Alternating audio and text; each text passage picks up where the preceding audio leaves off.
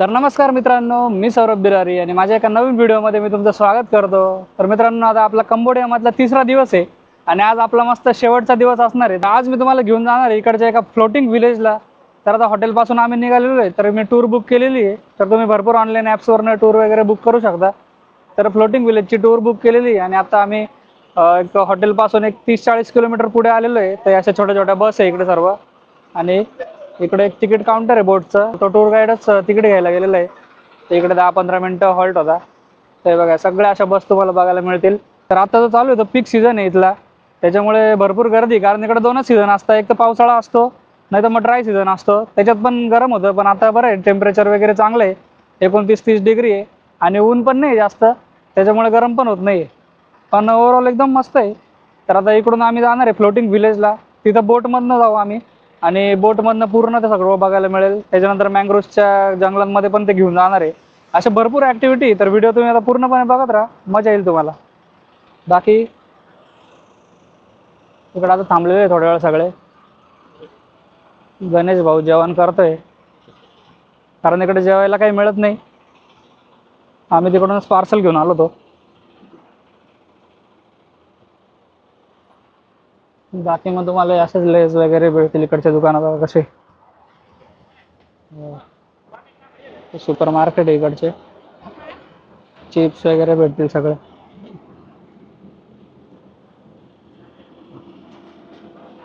चला आला आपण। तर आमचा टूर गाईड आहे जॅक, त्याला पण भेटवतो मी, काय काय पूर्ण रस्त्याचे काम चालू आहे इकडे। तर हे बघा, ही आमची बस आहे, आमचा ड्रायव्हर आहे जेम्स बॉन्ड, थँक्यू।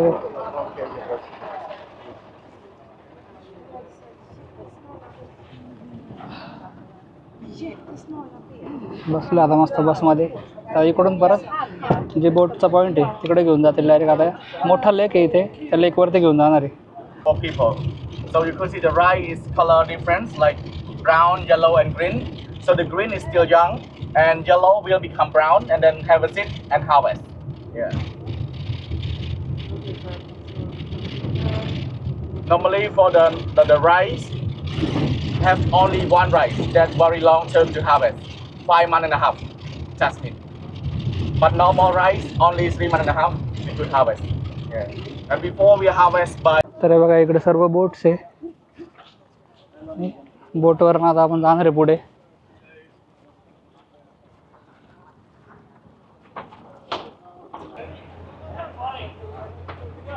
ठीक आहे, ही बोट आहे, तर ही बोट आहे आपली।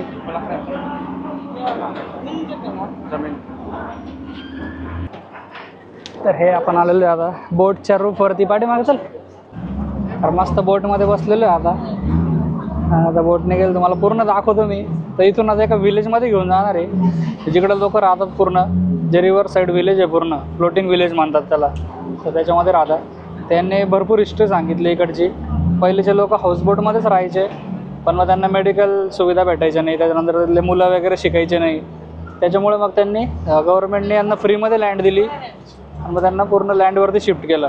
पण मग अजून पण काही लोक असे की ज्यांचं पूर्ण त्या लेकच्या साईडला घरं आहे आणि खालून पूर्ण मोठे मोठे पिलर बनवले त्यांनी बांबूचे, आणि त्याच्यावरती घर आहे, 10-10 मीटरवरती घर आहे। तर तेच बघायला आपण चाललेलो आहे, तिकडचे लोक वगैरे कसे राहतात। आणि मेन म्हणजे तिकडचे लोक उंदीर खातात, क्रॉकोडाईल मीट खातात, कारण की यांचं म्हणणं असं आहे की इकडे यांना पहिल्याच्या जमान्यामध्ये यांना म्हणजे पहिल्याच्या काळामध्ये यांना खायलाच काही नव्हतं, फक्त राईस खावा लागायचा। तर त्याच्यामुळे त्यांना जे पण भेटेल ते खायचे, म्हणजे तेव्हापासून सुरुवात झाली की किडे माकोडे जंगलामध्ये जे पण सापडतील सगळे खायला लागले इकडचे लोक। आणि त्याच्यामुळेच आपण बघतो की कंबोडियामध्ये, व्हिएतनाम, थायलंडमध्ये लोक किडे खाता, पाली खाता, झुरळं खाता। का बरं? कारण की आधी यांची इकॉनॉमी एवढी डाऊन होती, त्या लोकांना काहीच भेटायचं नाही खायला प्यायला, त्याच्यामुळे ते खायला सुरुवात केली त्यांनी। आणि इकडं तर खतरनाक होतं, इकडं जर राईस वगैरे जर खाल्ला तर उडवून टाकायच्या गोळीने डायरेक्ट, एवढं खतरनाक गव्हर्नमेंट होतं। कारण गव्हर्नमेंट सगळं एक्सपोर्ट करायचं राईस आणि त्याच्या बदल्यात बंदुकी वगैरे विकत घ्यायचं, त्याच्यामुळे इकडच्या लोकल लोकांना राईसच द्यायचे नाही ते। अवघड परिस्थिती होती।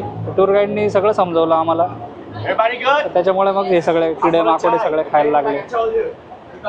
चाललोय आपण बाकी वगैरे बोट निघाली आहे.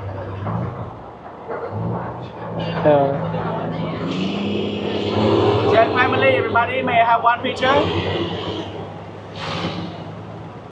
And illustration, but the design is like a temple. In front of us, next to the blue building, hospital. Over here, we don't have only university and disco club. तर हे बघा हे सगळे घरं आहे सगळे कनालच्या साईडला. तर जेव्हा पाणी असतं तेव्हा पूर्ण त्या घरांपर्यंत पाणी जातं. त्याच्यामुळे एवढ्या उंचावरती बांधलेले त्यांनी घरं. तुम्हाला मी अजून दाखवतो आहे बघा. इकडे पण बघायला मिळतील आपल्याला घरं भरपूर असे. हे बघा अशा पद्धतीने बनवलेलं होतं.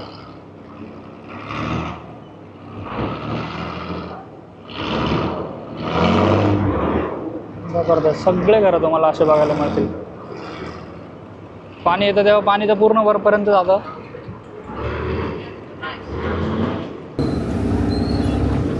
आता पोचलोय आम्ही इकडे. इकडे बघू शकता तुम्ही. आणि सर्व समोर विलेज आहे. विलेजमध्ये जाणार आहे आपण.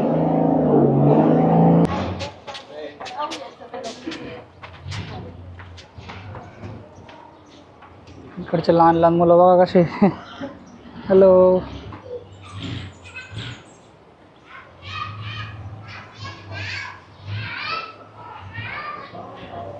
Everybody, this is we call a Buddhist pagoda. All right. In Cambodia, our main religion is Buddhism, and the second religion is Hinduism together. But the oldest religion in Cambodia, not Buddhist, it's Hindu. Even though Angkor Wat that built from our king Yasovarman II, he is also Hindu. He built for Hindu. So why you are Buddhist right now, Jack? Your country is so complicated. Buddhist, Hindu, Hindu, Buddhist. Right now, even though we are separate, but we believe the same time two religions. Why? Buddhist is also was born from Hindu. His parents is Hindu. But on that time, because of Hindu, they have the living class. King, rich, middle, poor, slave. Buddhists know. You are rich or poor, no one can run out to die. Everyone die. Rich or poor will be just the soil on this planet. Buddhists teach the people to believe on ourselves and the karma. Doing good, getting good. Doing bad, getting bad. Treat everybody with kindly. Enjoy every single minute that we have because life is like travel.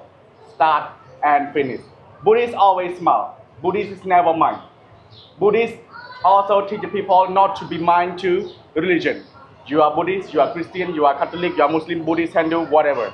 We are different religion, we are different skin, we are different languages or country, but we do have lot. We do have heart. We do have brain. We pan, we happy, we hurt, we enjoy. So please enjoy every single minute that we have. This is a Buddhist. Alright?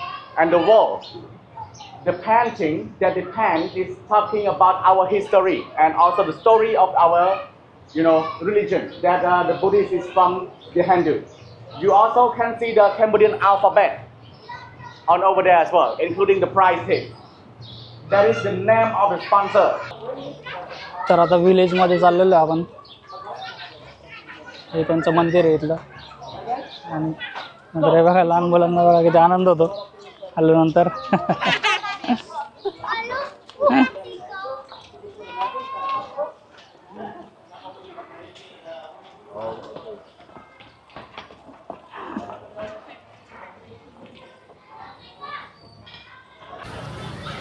तर हे बघा हे पूर्ण school आहे यांचं. Primary school आहे. आणि त्याच्यानंतर इकडे पण स्कूल आहे या साईडला. बाकी मग नॉर्मल विलेज सर्व इथले लोक कसे राहतात वगैरे ते दाखवायला आणलं यांनी.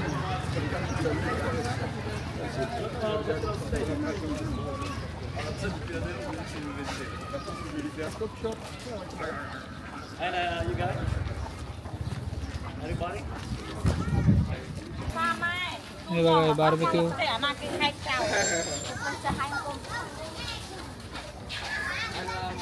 The yellow liquid right here.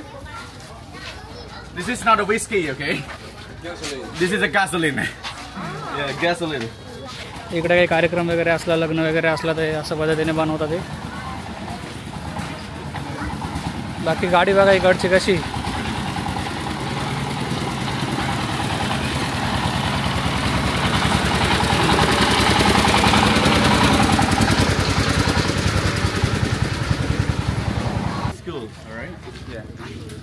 बघा शाळा.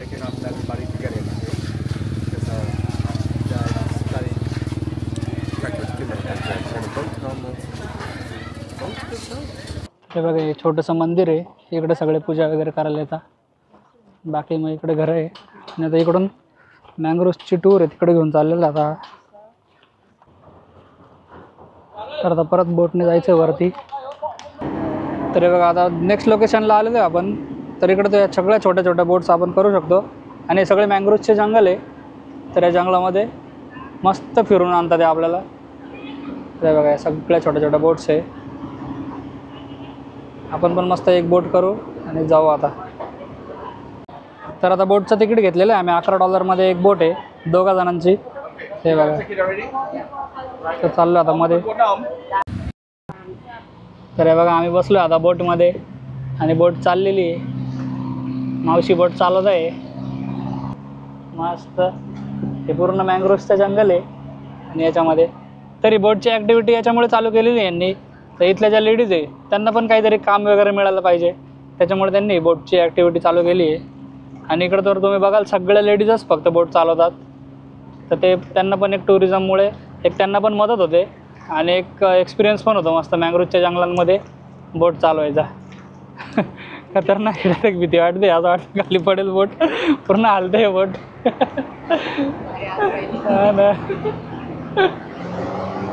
इकडे तुम्हाला कोल्ड ड्रिंक वगैरे सगळं मिळेल.